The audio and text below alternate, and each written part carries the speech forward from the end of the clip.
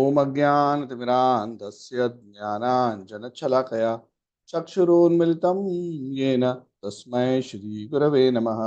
श्रीचैतन्यमनोभीष्टं स्थापितं येन भूतले स्वयं रूपः कदा मह्यं ददाति स्वपदान्तिकं। वन्देऽहं श्रीगुरोः श्रीयुतापदकमलं श्रीगुरून् वैष्णवांश्च श्रीरूपं सागरजातं सहगणा रघुनाथान्वितं तं सजीवं साद्वैतं सावधूतं परिजनासहितं कृष्णचैतन्यदेवं श्रीराधाकृष्णपादान् सहगणललिता श्रीविशाखान्वितांश्च। हे कृष्णकरुणा सिन्धु दीनबन्धु जगत्पते गोपेशा गोपिकान्त राधाकान्त नमोस्तुते। तप्तकाञ्चन गौराङ्गी राधे वृन्दावनेश्वरी वृषभानुसुते देवी प्रणमामि हरिप्रिये। पंचकल्पतरुभ्यश्च कृपा सिन्धुभ्येव च पतितानां पावनेभ्यो वैष्णवेभ्यो नमो नमः। जय श्री कृष्ण चैतन्य प्रभु नित्यानंद श्री अद्वैत गदाधर श्रीवासादि गौरभक्त। हरे कृष्ण कृष्ण कृष्ण हरे हरे हरे राम राम राम हरे हरे। नमो विष्णुपादाय कृष्णपृष्ठाय भूतले श्रीराधनाथ पादाय कृष्णपृष्ठाय भूतले श्रीमती भक्तिवेदांत स्वामी नामिने नमस्ते सारस्वती देवी गौरवाणी प्रचारिणे निर्विशेष शून्यवादी पाश्चात्य देशतारिणी मुखम करोति वाचालं पंगुं लंघयति गिरिं यत्कृपातमहं वन्दे श्री गुरुं दीनतारिणं परमानंद माधवम श्री चैतन्य ईश्वरम। हरि ओम। हरे Krishna. Thank you all for joining. Today we'll be discussing chapter 19 of the sixth canto of the Srimad Bhagavat. So this is the concluding chapter of the sixth canto. So with this, with the conclusion of this, at the end of this class, we would have, in theory, completed the kirtan of half of the Srimad Bhagavat, the first six cantos. So, we are grateful to the Lord that He has allowed us this far discuss His glories.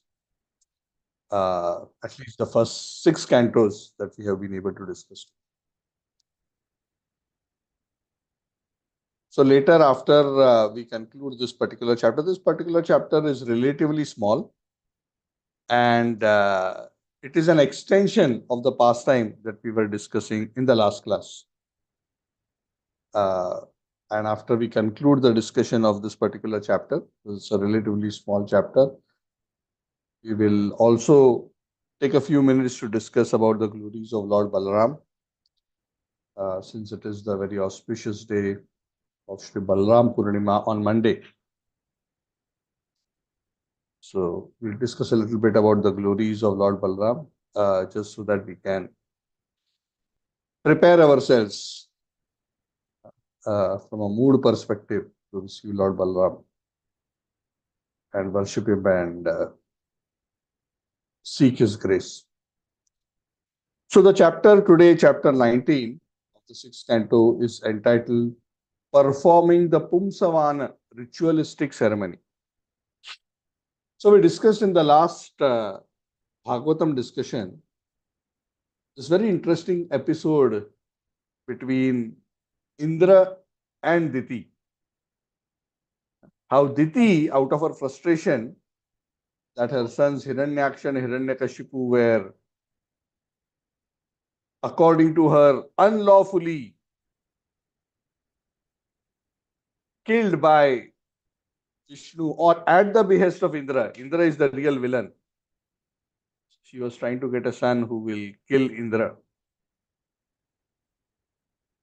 Kashyap Muni, her husband, very elevated, but realizing the folly of having granted that wish to her that whatever you ask for, I will fulfill.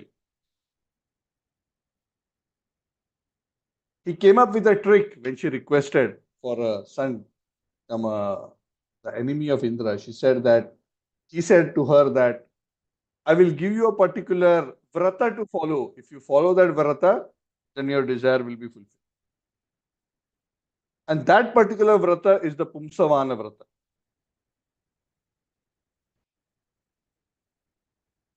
So Of course, that Pumsavana Vrata led to the birth of the Maruts. We know how that interesting episode Indra comes. He humbly becomes a servant.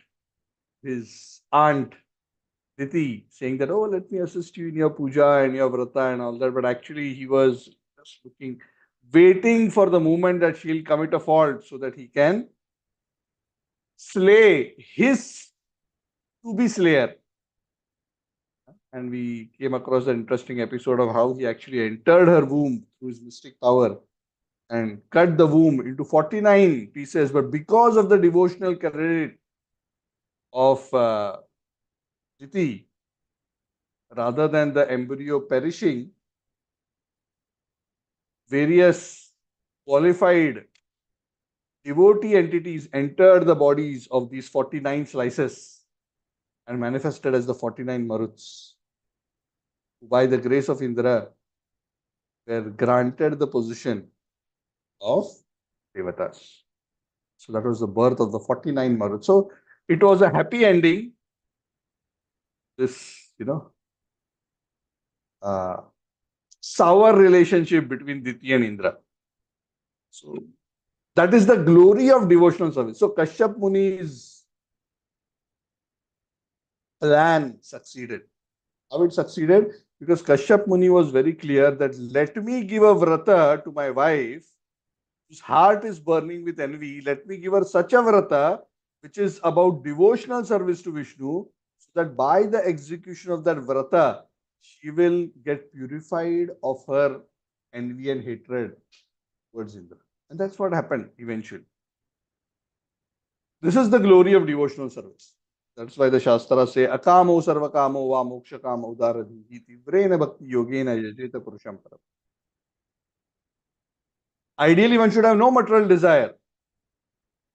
Even if one has material desire or even a desire for liberation, Bhukti, Mukti, Siddhi, these are considered contaminated desires. A pure devotee worships the Lord purely out of love, just out of his desire to serve the Lord. Even if one has a mixed motivation, Shastras recommend, still one should worship the Supreme Lord rather than go to the Devatas. Why? Because simply by coming in contact with the Supreme Lord doesn't matter what the motivation, doesn't matter in the sense, no matter what the motivation, not that it doesn't matter, no matter what the motivation, one will get purified through that contact. Of course, if the motivation is more pure, the purification is much more rapid. If the motivation is mixed, it will take a little longer, but nonetheless, whether one comes in contact with fire deliberately or accidentally, one will still get himself burnt. And in the same way, in a positive way, if one comes in contact with the all pure Supreme Lord, one cannot but expect himself to be purified in due course. So that was a happy ending to this problem. Diti was also satisfied. Diti was satisfied with the humility and sincerity that Indra showed at the end of the episode, and she was also satisfied that Indra granted her children, 49 Maruts, the position of Devatas. Correct? We raise up our children for so many years, hoping that they will become something in life. So just see for Diti, as soon as they were born, instant they got position of Devatas. You have to take care, raise them up, send them to school, college, 20, 25 years. Hopefully they'll get some good job, they'll settle down somewhere. We are hoping that someday our children will achieve something substantial. So obviously, these kind of personalities are not looking for jobs or even to become business tycoons. They are devatas. They are personalities who control aspects of nature, and they are the personalities who receive oblations and yajnas, the Maruts, the Vasus, the Adityas. the Rudras, the Ashwini Kumaras receive oblations. Anyway, so that was the episode. So at the end of that episode, we are still summarizing what we discussed in chapter 18.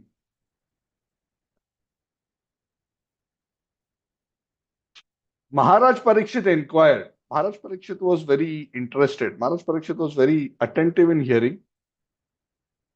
And he said that, you described this episode just now, this very interesting story. And in that story, you mentioned briefly about the Pumsavana Vrata, which Diti performed.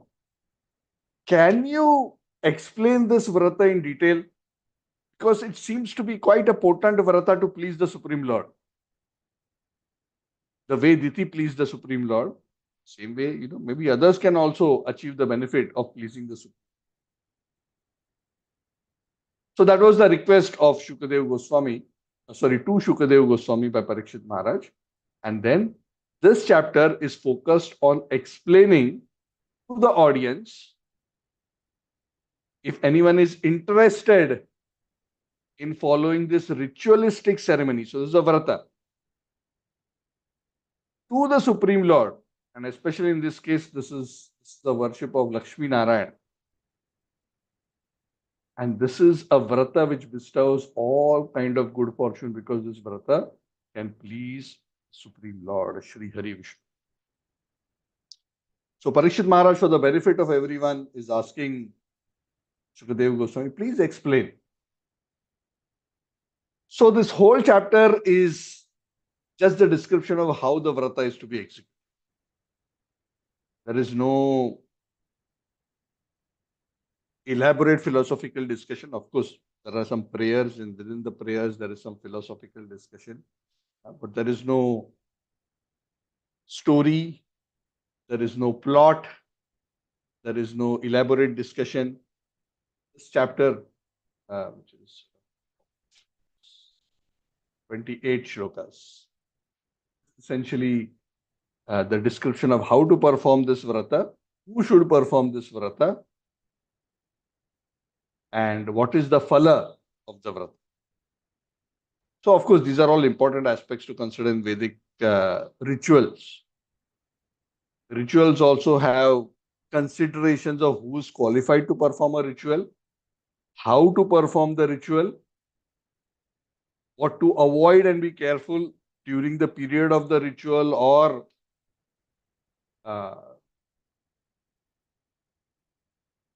with various aspects associated with that particular ritual. And finally, what is the phalashruti? What do you gain by performing that ritual? So generally, living entities are very excited about rituals, because the whole world is driven by, I want this, what should I do? Tell me the formula. Everyone wants formula. So if somebody says, oh, we should love Krishna with all our heart, the first thing the person will say, what will I get? If I worship Krishna with all my heart, what will I get? So people cannot think. And the problem is, people who are not spiritually very intelligent, they are actually even unable to appreciate the blessings, the higher blessings of spiritual advancement and devotional service. I had a very interesting experience. Sorry, it just came to my mind, but I thought it is nice to share. So this is when I was, I was in my junior college. I was around, I think around 15 years old, or 16, at most 16. I was still not actively into Krishna consciousness, but I was reading Prabhupada's books and chanting occasionally. And I was reading quite a few other books as well. And somehow, since my school days, I would like to preach about spiritual things to my fellow friends. Preach about spiritual life, try to tell them that the goal of life is not just this, the goal of life is to make spiritual advancement, we must achieve liberation. It's quite funny when I look back. I used to do this since I was in 5th, 6th standard. I would, preach to my friends. So anyway, this habit continued. And this was in 11th standard. So 11th standard, I got into Parallel College. Parallel College in those days for science was considered the best. I don't know where it stands today. But the top rankers of school, top in the board, would be joining Parallel College. Amongst my closest friends in our group, were the state top few rankers. So I personally knew the rank number 1, rank number 2, rank number 5, rank number 7, rank number 10 in the state. The merit list is first 100 ranks. And this is out of hundreds and thousands of students. And most of them were in my group, not just in the class, in the group. So we would hang around together. So academically, everyone very brilliant. So one day, one of these friends, I'll not name him, but I had called him to my home. If I remember correctly, I think he was state rank 5. Very well accomplished individual. So I was talking. I still remember. I was on the terrace of my bungalow, Bandra, and I was speaking to him about spiritual life. I wanted him to become spiritual, so I was preaching to him. I don't want to go into all the things I told him, but essentially, I tried to impress on him what is the benefit of achieving spiritual perfection. And he was processing, he was listening, he was asking and arguing and asking a lot of questions. But somehow, he was still listening to me. He was not able to fully relate. And I was really struggling to make him understand. Really struggling to make him understand. I was thinking, this guy is so brilliant.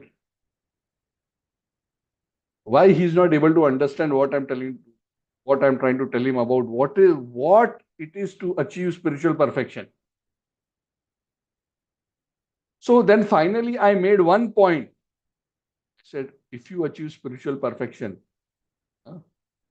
you will be, you will have perfect knowledge. You can know and understand everything. So once I said that, his face lit up. And I was thinking, finally, after so much effort, he understood. His eyes shone and his face was bright. But yes, I nailed it.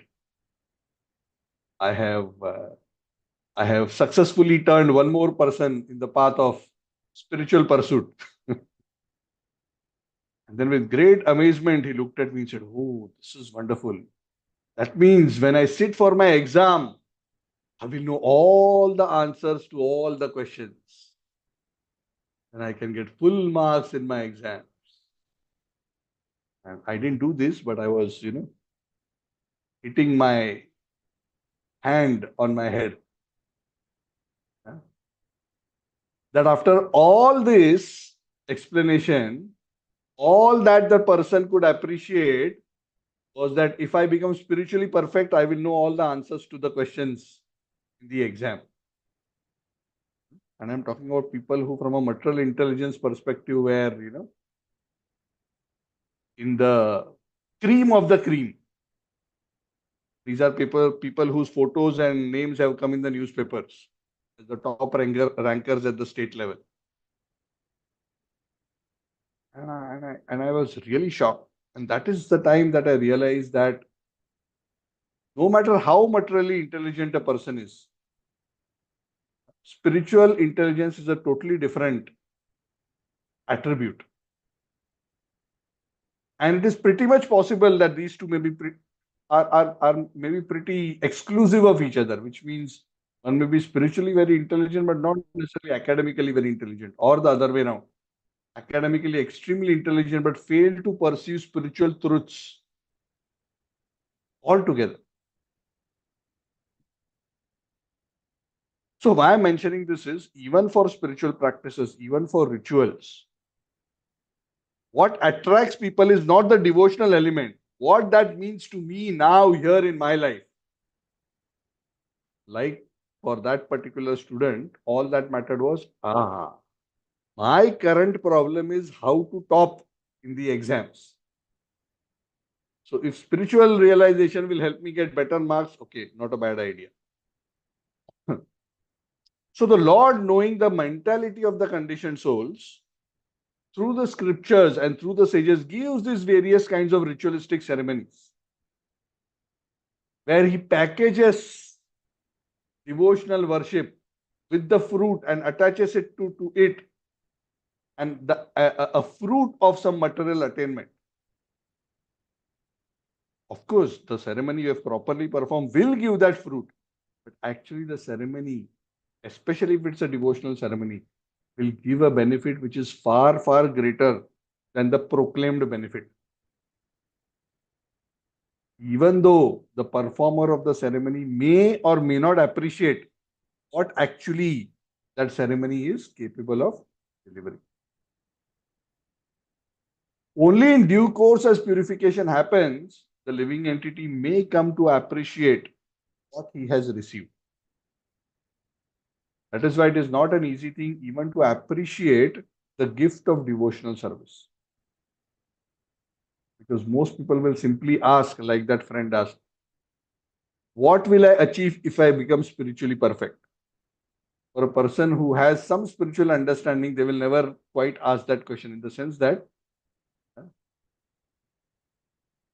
they will have that basic understanding that if I become spiritually perfect, there remains nothing else to be attained or nothing else to be asked.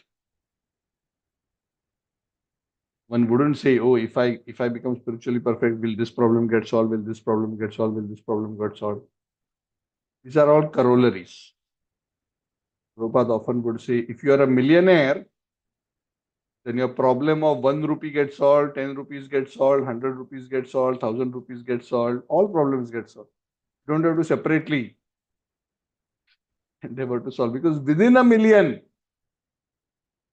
it's a 1, a 10, 100, 1000, 10,000, and so on and so forth. So that is why scriptures also give these kind of ceremonies and vratas. And the Bhagavatam is also no exception. In fact, in the Bhagavatam, at certain times, you will see these kind of ceremonies being recommended. And the Acharyas explain that these are meant to attract audiences who may be at platforms less than pure devotional service to somehow or the other get engaged in the process of devotion. So those who are directly aspiring for pure devotional service, for us, we may not be too excited about these pujas. Because if we want to do, they are still potent and they will give their blessings. But if we are already at a higher level of consciousness where we are directly engaged in the devotional service of the Lord without any specific material motive, then that is a higher platform. So let us understand that in that spirit. And that is the reason I do not intend to go into all the details of the ritualistic ceremony. I just wanted you to appreciate and understand how one should look at these. Krishna says in the Bhagavad Gita, Na buddhivedam janayet karma sanginam. Those who are attached to fruitive activity, do not disturb them. If they are performing ritualistic ceremonies and fruitive activities to get something, they are at that level of consciousness. Let them do. Eventually, they'll come to a higher platform. If you even take away from them that to which they have some appreciation, but they are not able to relate to something higher, in the end, you leave them with nothing. Because engagement in devotional service of the Lord is a very great fortune. It's a great blessing. It doesn't easily come. Many of us may not even be able to appreciate what we have already received causelessly, somehow. But actually, it's a very, very great blessing. So I'm going to do a quick summary discussion of this particular chapter, and then I want to discuss a little bit about Lord Balram's stories. So Shukadev Goswami explains summarily, says Parikshit Maharaj, that this month is, this Vrata, the Pumsavana Vrata, It's a good idea, he says, for a married woman to follow. Just like Diti followed under the instructions of her husband. Similarly, a woman following in the footsteps of Diti should perform this vrata following the instructions of her own husband, just like Diti followed the instructions of. And he says generally a good time to follow this vrata is to begin it on the first day of the Shukla Paksha, the bright fortnight in the month of Agrahayana. Agrahayana means November, December. Pratipada, Shukla Pratipada. So he describes the vrata. He says very important to be very clean for this vrata. The woman should get up early in the morning, brush teeth. Interestingly, the scriptures also explicitly mentions brush teeth, take bath, become purified, and then they should hear about the birth mystery of the Maruts, how the Maruts were created, which is the previous chapter. They should hear about that, remember about that. They should be dressed in white cloth and be decorated and ornamented nicely. Traditional Vedic system, always the wife, the Suhagan, is expected to be, uh, dressed and ornamented appropriately. And before she will have breakfast, she must worship Lord Hari together with Mother Lakshmi, the goddess of earth. And especially she should glorify the Lord in terms of the Lord's divine qualities, such as his mercy, Lord's patience, his prowess, his abilities, his greatness, and how the Lord is able to grant all mystic benedictions. So worship Lakshmi Narayan, glorify his transcendental qualities, worship Lakshmi Narayan with all the various upacharas. So, of course, there can be up to 64 upacharas, but 16 of the upacharas are most Shodashopachara puja. The Shodashopachar are the most common, the 16 upacharas. The 16 upacharas include, various, like we offer Deepa, Dhupa, Pushpa, Gandha, Arghya, Vastra, cloth, lamp, etc., flowers, sacred thread. We offer asan, we offer achman, we offer arghya, we offer padyam. So those who are familiar with the process of devotional deity worship, we know that there are 16 upacharas. So very nicely one should worship the Lord with all these upacharas. And before beginning the worship, actually there is an avahana mantra. So this particular avahan mantra is mentioned. Om Namo Bhagavate Mahapurushaya Mahanubhavaya Mahavibhuti Pataye Saha Mahavibhutibhir Balim Upaharami. So I am inviting the powerful transcendental Lord along with all his mystic potencies. I am just briefly summarizing after the many other words which are conveyed here. And one should chant this mantra 10 times and offer Dandavat 10 times. And then one should chant the Lakshmi Narayana. Also, sorry, I forgot one thing. Before offering obeisances, so after doing the avahan and doing the puja, it is said one should perform a homa, and in that homa, 12 times one should offer oblations into the fire. And as one is offering oblations into the fire, one should chant the mantra Om Namo Bhagavate Mahapurushaya Mahavibhuti Pataye Swaha. So cleanse oneself before having breakfast, dress nicely with ornaments and nice clean cloth.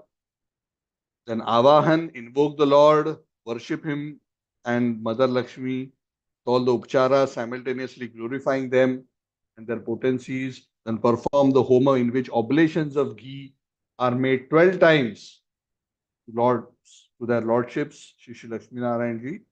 Then 10 times offer obeisances with a specific mantra, and then one should chant Lakshmi Narayan. So it's not a very difficult process. It's a relatively simple process. That is why Parikshit Maharaj, sorry, Shukdev Goswami says, anyone and everyone, especially couples, they can and should perform this ritual. And this is a 1 year vrata. The wife can do the vrata if for some reason, or both husband and wife together can do the vrata, or if the wife for some reason is unable to do, the husband can do the vrata. And after following the vrata for 1 year, the chaste wife fasting on the Purnima at the end of the 1 year period, which is the full moon day of the month of Kartik.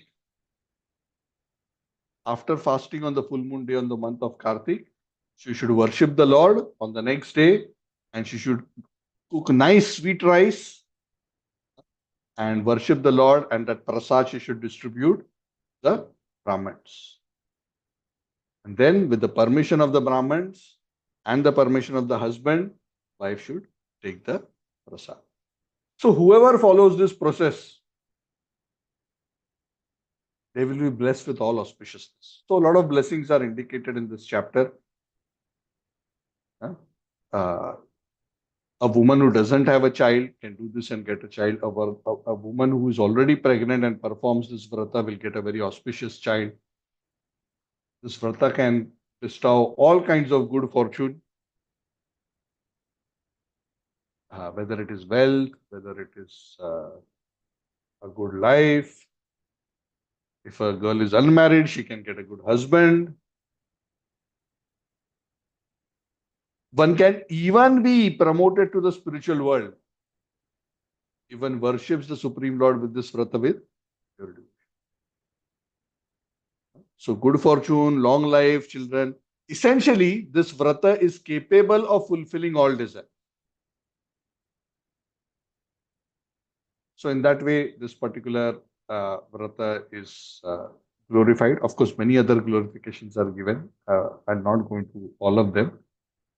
Of course, for us as devotees of the Supreme Lord, we already know Nama Chintamani Krishna's Chaitanya Rasa Vigraha Nitya Shuddha Purnamukta. That the name of Krishna is Chintamani. Is a wish fulfilling jewel. Simply by chanting the holy names, Yajnanam Japa Yajnosmi, Krishna says in Bhagavad Gita, of all the yajnas and vratas, I am the chanting of the holy names. So if somebody is fortunate enough to already develop faith in the holy names, all these vratas are not necessary. Those who are sincerely and faithfully chanting the Nama, Hare Krishna, Krishna Krishna, Hare Hare, Hare Rama, Rama Rama, Hare Hare. The name is Chintamani. Even without asking, the name will fulfill the desires of the aspirant, especially those desires which are of an auspicious nature. That is the good thing about Lord Hari. He doesn't fulfill inauspicious desires. Inauspicious desires means desires which will lead one actually into misery rather than happiness. And this is the sad thing about conditioned souls, that we cultivate so many desires which are not good.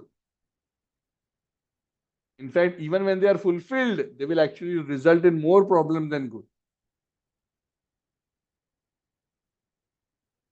So in this way, this particular chapter concludes.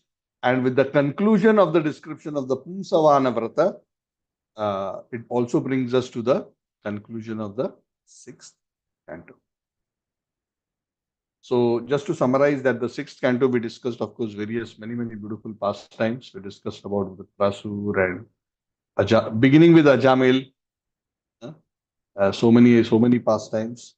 And the 6th canto especially focuses amongst the various 10 topics of the Srimad Bhagavat. It especially focuses on the Poshanam, how the Supreme Lord nourishes his devotees. So this is the nourishment we all seek.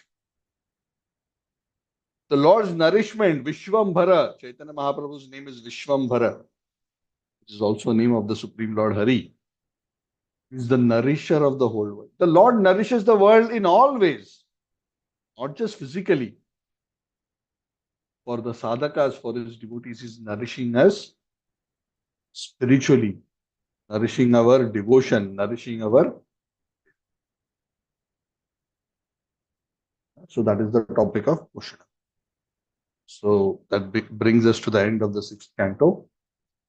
So we will, in our subsequent sessions, begin with the discussion of the seventh canto. So now I intend to discuss a little bit on the glories of Lord Balaram. Balaram ji. So of course, as I mentioned, we are in the Chaturmasya period. We are also in the period of festival season. So we have Balaram Purnima, then after a week we have Shri Krishna Janmashtami, then after 2 weeks we have Shri Radhashtami. And then soon after that, we will be entering, after a few weeks, into the Kartik Maas, reading all the way. So many beautiful festivals. In the month of Kartik, so many beautiful festivals, especially festivals related to Vrindavan. Because currently we are also celebrating the Jhulan Yatra, singing of Radha and Krishna. The Jhulan Yatra culminates in the Balaram Purnima, which is happening on Monday. So, just so that I do not forget, Balaram Purnima is celebrated by fasting until noon. So, devotees are encouraged to fast at least until noon. And if possible, attend the celebration of Balaram Purnima in your respective local temples. So, Balaram Purnima is a very, very special festival.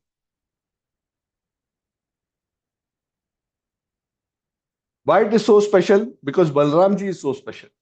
How special is Balaramji? Just like for us, we say Radharani is extremely special to Krishna. Because Radharani is Krishna's energetic expansion, his full energy. Similarly, Balram is Krishna's first expansion as Purusha.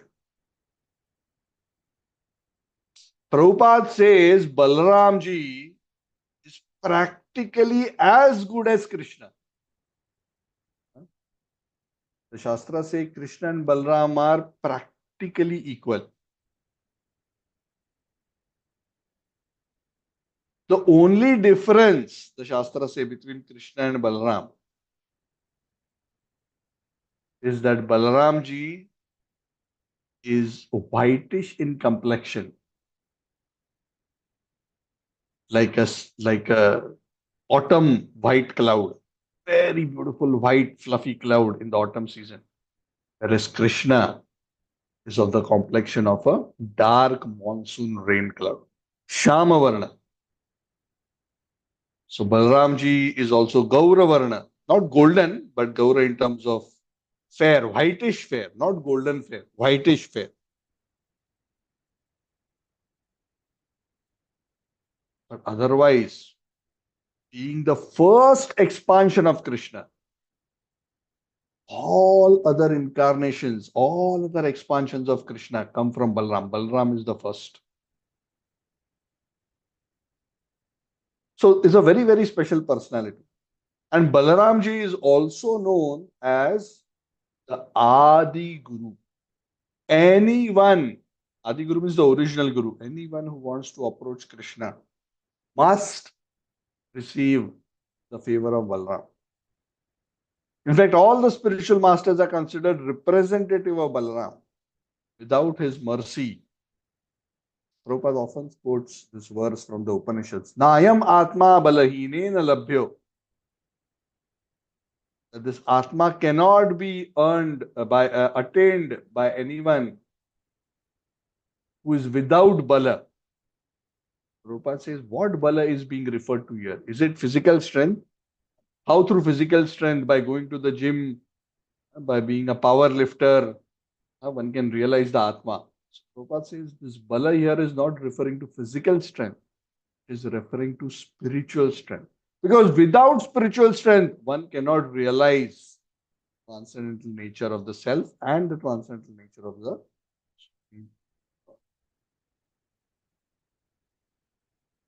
So Balramji's mercy is very, very, very important. So this Balramji is none other than the practically the second body of Krishna. They differ only in form, otherwise they are practically the same person. But the wonderful thing about Balramji is even though he is practically same as Krishna, being the first expansion of Krishna, Balramji has the mood of service to Krishna. Even though Balramji is in the status of the elder brother in Leela, the mood of Balramji is always that of servitude. And Balramji, nobody, it's like Radharani is fully engaged in Krishna's service. Balramji is also fully engaged. In fact, Balramji is so much engaged in Krishna's service.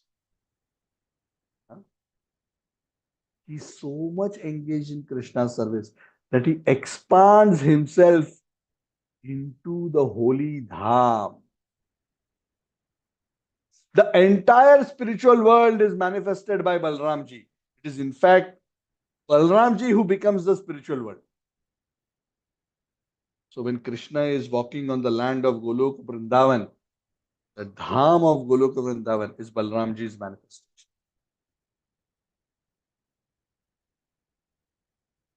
Whatever clothes, jewelry, and other ornaments that Krishna is wearing on his own body, including Krishna's bed, Krishna's pillow, Krishna's blanket, Krishna, the plate from which Krishna eats, the glass from which Krishna drinks, all of these are also manifestations of Balram. So Balramji is serving as the abode, the dham. He is serving as Krishna's personal paraphernalia. He is serving as Ananta Shesh by carrying all the universes, by also manifesting the material world. He is also serving as Adi Guru. And Balramji is also serving in Madhurya Ras. So Balramji serves in all five rasas: Shanta, Dasya, Sakhya, Vatsalya, Madhurya. We don't have so much time, so I'm not going to analyze each and every of the rasas right now, in the context of Balramji. But one may be curious how Balramji is serving in the Madhurya Ras. The Acharyas explain that Radharani, Srimati Radharani, has a younger sister by the name of Ananga Manjari. What is her name? Ananga Manjari. That sister Ananga Manjari is none other than Balramji in a different form. And in that form as Ananga Manjari, Balramji is serving Radha and Krishna in Madhurya Ras. Very interesting. So no one can serve Krishna, just like no one can serve Krishna as much as Radharani. Practically the same is true in terms of Balram. Balramji is serving Krishna in all ways. Krishna's Pitambar, his yellow cloth, is a manifestation of Balram. Krishna's ornaments, his earrings, his flute, the jewelry, the beautiful pendants hanging around Krishna's neck, all are expansions. And what is Balramji's greatest excitement? His greatest excitement is that he derives great pleasure in serving Krishna. Bala Rama. Ram means spiritual pleasure and Bala is spiritual strength. He derives spiritual pleasure in serving Krishna and he gives that spiritual strength to those who are willing to receive that blessing from him. So it is very highly recommended that we worship Lord Balram and we seek his blessings so that we can grow in spiritual strength. Acharya has very wonderfully explained that Balramji's role as the original Guru is to extract the living entities who are entrapped in Maya in this material world and bring them to the transcendental platform and bring them to come to the platform of the realization of the transcendental nature and make them situated in their eternal position as servants of Krishna. That is Balram's role. Bring the living entity to the position of their eternal identity. And once they are established in their eternal identity, Balramji hands over the devotee to Radharani. Radharani trains the devotee how to serve Krishna. Now that you are in your original identity, how to serve Krishna and please him. So that is how Balramji and Radharani team up, deliver, and engage the living entities in Krishna's service. It's a wonderful combo. One pulls us out of material nature, and the other helps us engage in Krishna's service. So Balramji is roughly a year elder to Krishna in the Leela. Balramji appeared as the seventh son of Devaki, Mother Devaki. When Vasudeva and Devaki were in the prison of Kamsa, the seventh pregnancy of Devaki was Lord Balram. When Lord Balram took shelter of the womb of Mother Devaki, she was glowing with an effulgence that Kamsa realized that some divine entity has taken shelter of the womb of Mother Devaki. In fact, Kamsa became so worried just by noticing the glow of Mother Devaki that he was so worried that maybe that eighth one that I was told about actually has come as the seventh, just to cheat me. I was told eighth, but actually he has come in the seventh sequence, just to cheat me. So it is said that Lord Hari instructed Yogamaya to transfer the Garbha of Devaki, who was Lord Sankarshan and Lord Balram, to the womb of Mother Rohini, who was staying in Gokuldham in the house of Nanda Maharaj. So Vasudeva Maharaj, King Vasudeva, had many wives, out of which Devaki obviously is prominent. Along with Devaki, he had another wife by the name of Rohini. Now, when Devaki and Vasudeva were captured, Rohini was sent just so that she is not troubled by Kamsa. Vasudeva had sent Devaki to the house of Nanda. Nanda was his very good friend, Nanda Maharaj of Vasudeva. So Rohini, the wife of Vasudeva, was residing in the home of Nanda and Yashoda in Gokul. So Krishna arranged that Vasudeva's son, who was in the womb of Devaki, was transferred from the womb of Devaki to the womb of another wife of Vasudeva, who was Rohini, was residing in the house of Nanda Maharaj. And that is how Balramji appeared in the house of Nanda and Vasudeva as the son of Rohini Sutta. And then, of course, as we know, Krishna appeared next. Krishna actually was born within the prison, but then was transferred physically by Vasudeva and placed in the house of Nanda and Yashoda. And that is how both Krishna and Balram came into the house of Nanda and Yashoda. Of course, Krishna was always conceived as the son of Yashoda. Of course, he is, but his birth as the son of Devaki was not known to the residents of Braja, other than Nanda Maharaj. And Balram also grew up in the same household as the son of Mother Rohini. And Krishna and Balram had a very, very wonderful, sweet relationship. So many pastimes of Braja are about their wonderful relationship. So, a lot of wonderful pastimes of Lord Balram. We do not have time now to discuss many of them, but I'll just briefly mention. So, please take time to read all the beautiful pastimes of Balramji. Balramji is famous for killing some specific demons, even though Krishna killed a lot of demons. Balramji is credited to have killed also many demons, but a few are especially named. One is Pralambasur.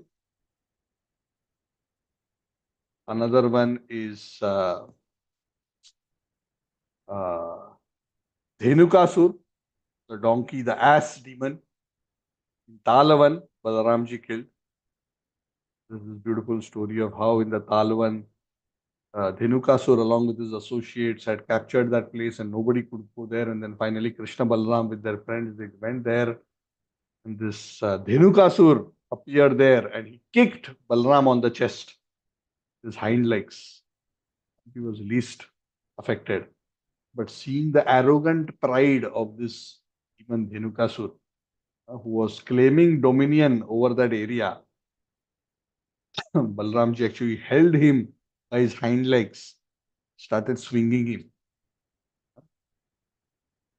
The Bhagavatam says Balramji swung him so hard that just by the momentum of the swing, Dhenukasur lost his life. Yeah. And then he swung him into the talat. It was a very beautiful episode. Then Balram slayed Pralambasur by knocking a fist and cracking his skull. That is also a very beautiful pastime. And there are also various beautiful pastimes of Balramji chastising Mother Yamuna when she refused to come near him. Balramji has his own group of gopis. Krishna's gopis and Balram's gopis are different. They don't mix. Balramji has his own group of gopis and Krishna has his own group of gopis. So once Balramji was enjoying with his gopis, once he came back from Dwarka to meet all his gopi associates on the bank of the Yamuna in a place known as Ramaghat. He spent 2 months in Vrindavan. And one day he was drinking beautiful Varuni drink and he was enjoying on the bank of the Yamuna. And he, in what seemed to be an intoxicated mood, he asked Yamuna. Yamuna was a little distance away. He asked Yamuna, come near, we all want to sport in your waters. Yamuna was thinking, this Balramji seems to be intoxicated, so I don't want to go near him. So Balramji got upset that Yamuna disobeyed him. So he took his plow and he started pulling Yamuna towards him. And by his plow, the Yamuna broke into 100 currents. Then Yamuna Devi immediately came begging to the Lord's lotus feet. Sorry. I made a mistake. I offer all my services to you. Balramji played in the waters of Yamuna along with his gopi associates. So like that, many beautiful pastime. Balramji is marrying Revati is also another beautiful pastime. Revati was the daughter of King Raivata from a previous yuga. Again, it's a long story. I do not have time to narrate this. I'm just giving you appetizers. Hopefully, in your respective temples, you are able to hear all these pastimes and details. Maharaj Raivat was very concerned who will marry his daughter. And he went to Brahmaloka, he met Brahmaji, and a very interesting story happened. And then he was sent back to earth. By the time he came back to earth, it was already Dwapar Yuga. His daughter was from the previous Yuga, so she was so tall. Then he came to Balram because he was told that Balramji is the only suitable husband for your daughter. Balramji said, okay, I will marry her, but she is so tall. I am Dwapar height and she is Satya Yuga height. So Balramji took his plow, placed it on her shoulder, and made her just the right height, match him. So this is a very beautiful pastime. So Balramji is also Revati Kant. So Rohini Sutta, Rohini Nandana, Revati Kanta, the husband of Revati. So there are many other beautiful pastimes of Lord in Mahabharata. The killing of Romaharshana sage, who was disrespectful to Balaram. So many beautiful pastimes. So please read those pastimes. So let us offer obeisances to Lord Balaram, and on the auspicious day of Balaram Purnima also seek his blessings, that he gives us the spiritual strength as the Adi Guru, that we become spiritually strong to say no to Maya and yes to Krishna. So for us now, at our level of spiritual life, spiritual strength means say no to Maya and to say yes to Krishna. The strength to follow our vows, the strength to do our sadhana, the strength to say no to Maya. That is the strength we are seeking. And when we are firmly established in this strength and we are steady in the path of devotional service, eventually we'll come to the platform of Swarupa Siddhi, where we'll realize our original constitutional position, being free from all anarthas, and Balramji will bring us to that platform by overcoming the illusory energy. And then we can become qualified to be engaged in Krishna's service by the mercy of Srimati Radharani. Shri Baladev ki jai. Dauji Maharaj ki jai. Thank you very much. Tantra Srimad Bhagavatam ki jai. Any comments, questions? Hare Krishna, Prabhuji. Yes, Sridharji, Hare Krishna. Prabhuji, when Balram was transferred to Rohini Mataji's home, so what was the reaction from Kamsa? So when he came to see, he had no idea because he was surprised. He suddenly, externally, it appeared as if there was a miscarriage which Devaki had. So the news was she was pregnant, but she had a miscarriage. But he could not see any external symptoms of miscarriage in the sense that that there was a miscarriage. Physically, he couldn't see any proof. But obviously, she was pregnant, and now she's not pregnant, means there was a miscarriage. So his perception was that it is miscarriage. So he was very shocked.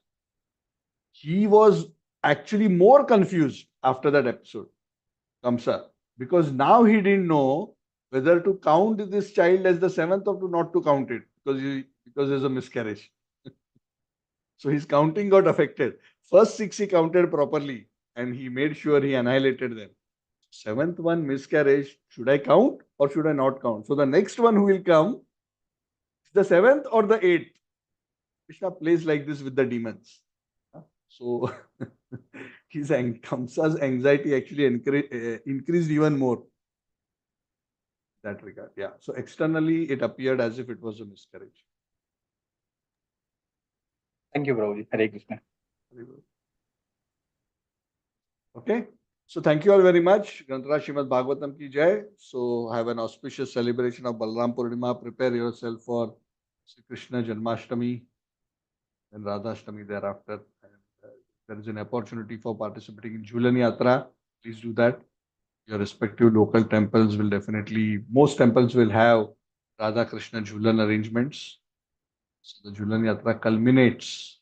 Jhulan is a representation of Radha and Krishna's Vrindavan Leela of the swing pastimes. This is also very beautiful. It's described in Krishna book. Very sweet pastimes of Radha and Krishna being swung. Okay, thank you very much. Srila Prabhupada ki jai. Prabhuji, yeah, Krishna, where Krishna. we can, which canto we can read about Balaram on Balaram Purnima? I will have to check which. No, it is definitely 10th canto, but which chapter I don't know on top of my head. But what I will Ah. recommend is you can refer to Krishna book. Huh. I'll try Huh. to share some chapters where there are Leelas of Balram, or you can even look at the contents. There'll be many chapters which are mentioned. So obviously, before Krishna's birth, you can read about Krishna's birth. In that, Balram's birth comes as a discussion, because Balram appears Okay. just before Krishna's birth. So Krishna's birth you can listen to for Balram's birth. And then there are various pastimes. If you go through the contents of Krishna book, you'll see various chapters where Balramji's name is mentioned. So Dhenukasura's pastime I already mentioned. His marriage, Revati. I don't remember the chapter names, but if you look at the contents, you will find out. Later, if I can list the chapters, I can share it on the chat as well. Another, 10th canto, 3rd chapter, Prabhu. Birth of yeah, Lord Sri Krishna. that is the birth of Sri Krishna. Yes, and then there are so many chapters where, in the Krishna book, especially when Balramji's pastimes are pretty elaborately described. Another way is, look for recorded classes on YouTube about Balram's appearance. If you do not have a class locally happening, then you can listen to them. So in that way, you will have a condensed, a place where all the pastimes of Balramji are already aggregated, and you can listen to them, all the ones that I mentioned, and many more as well. That's another thing you can do. Okay. Hare Krishna. Thank you. Thank you all very much. Haribol.